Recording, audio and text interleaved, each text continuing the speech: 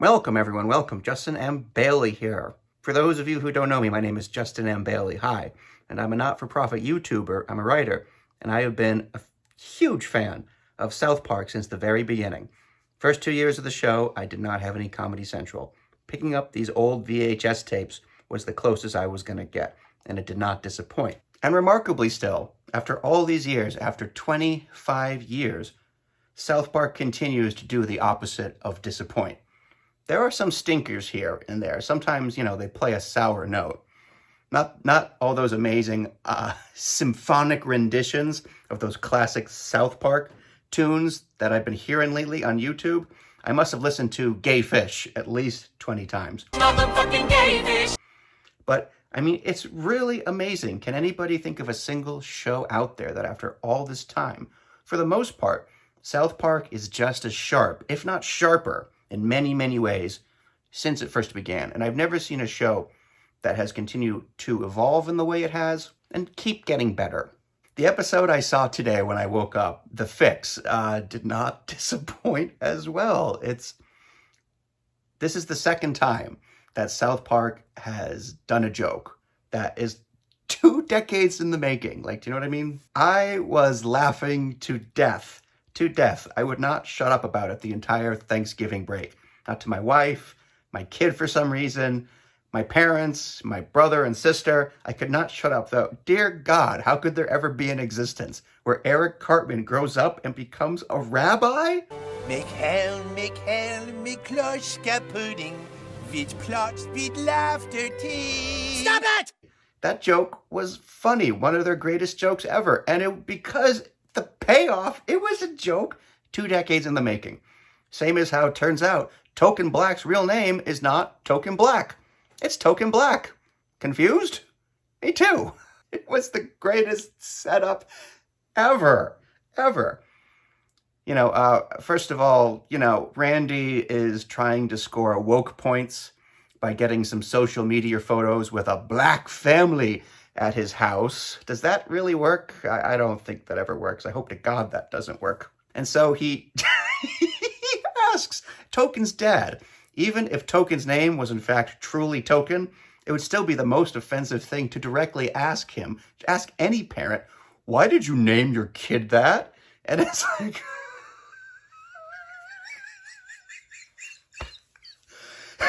Because, why? And he's like, and Randy's talking about that's kind of racist, naming your kid that. And then the dad explains, it's because of Lord of the Rings. This whole time, his name has not been Token, it's been Token. Like J.R.R. Token. And you just start pissing yourself, and it gets funnier. Because then Stan, calls Kyle, and he's like, dude, my mind is whirling. My mind is completely blown. Did you know that Token's name is not Token, but Token, like J.R.R. Token? And Kyle's like, yeah, I totally knew that. And then he calls Cartman, who spelled the name Token Lives Matter like Token. But the joke is Cartman just doesn't know how to spell. And he's like, yeah, dude, yeah, I've always known it's a stupid name and everything. And then Stan goes to a doctor. Why you would go to a doctor to fix your racism, I don't know. But the doctor's bemused at first, well, you don't really see a medical physician to get your racism cured.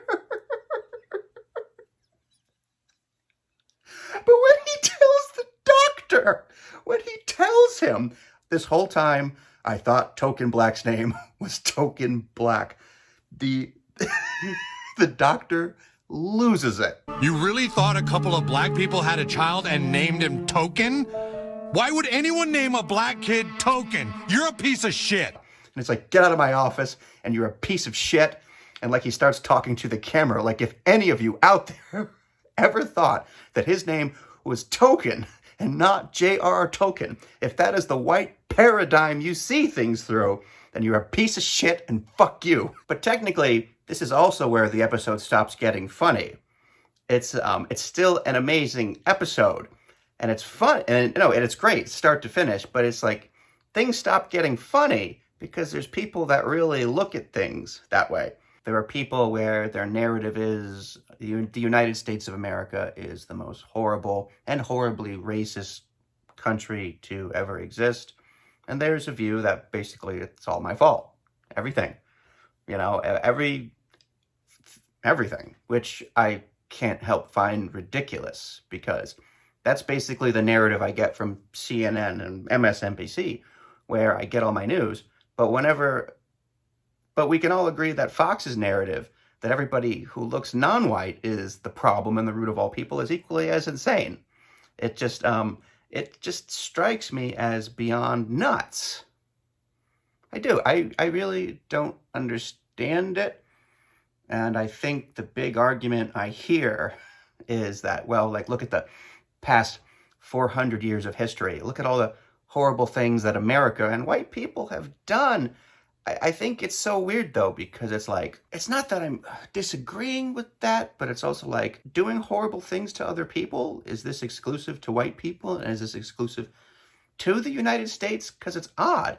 Because, I mean, if somebody says to me, look at the past 400 years, yes, but my counter is always, have you looked at history before this past 400 years? Like, how far does your understanding of history go back? Because if you really did, you would see that compared to the 70,000 years of human history, as horrible as it was, I'm not trying to undermine how horrible it was, but the further back you go in history, you see it. It's just another Tuesday. It was Tuesday. It's not as unique as we think it is. War before civilization. This book is entirely about how even before there was civilization, we were even more violent and terrible to each other than we are now. Before we had civilization, we were not these flower children living one with nature. We were infinitely more murderous, more violent, we fought more wars, and even then, before we had chopped down a single tree, we were already destructive wherever we went. Have you ever seen a woolly mammoth before? No. Where did they go? The Third Chimpanzee by Jared Diamond. This book goes entirely of all the ways we are just like chimps and the few minor ways where we're not. And surprise, surprise, we're actually better creatures than chimpanzees. We're actually the best creatures. We're the only creatures ever with a moral compass whatsoever.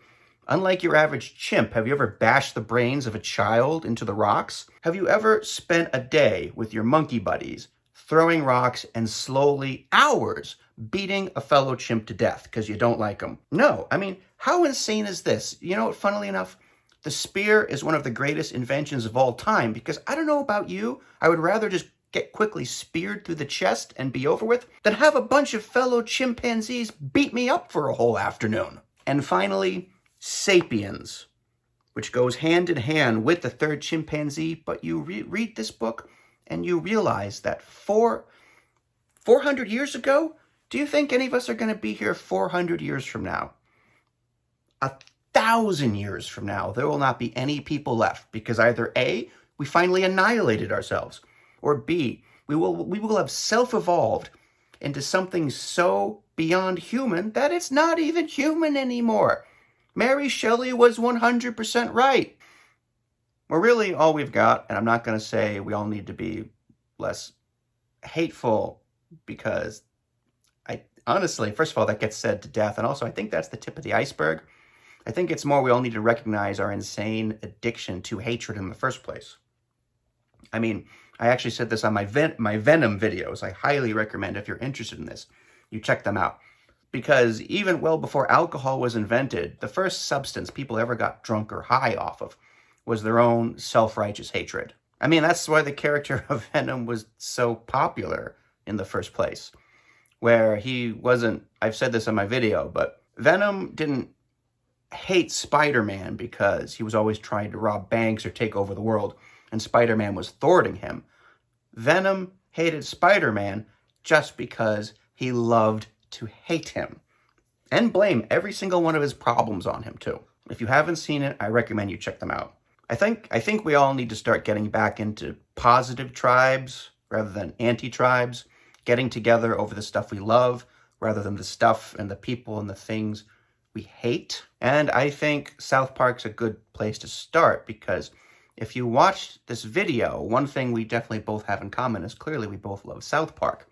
So even if there's certain things that you disagree with what I said or are offended to, my apologies, that's not my point. But at least we have that in common, do you know? Rather than our anti-passions. Because in the end, you have to ask yourself, which one actually makes you feel better? Which one makes you feel happier? South Park makes me feel better. South Park has been making me feel happier with all the insane things that together, all of us equally have been going through these past 5 years. I'm Justin M. Bailey, and my sincerest of apologies if I've said anything, not only that might have offended you, but what if I said something that was in fact wrong? What if I made a mistake with something I said on this video? I don't think I have. But if I did, what about understanding? What about forgiveness? What about tolerance? Or do I need to call this number? But the fact is, many people suffer from unconscious biases. If you or someone you know might have also thought the name Tolkien didn't come from J.R.R. Tolkien, then please call 1-800-I-am-a-giant piece of shit.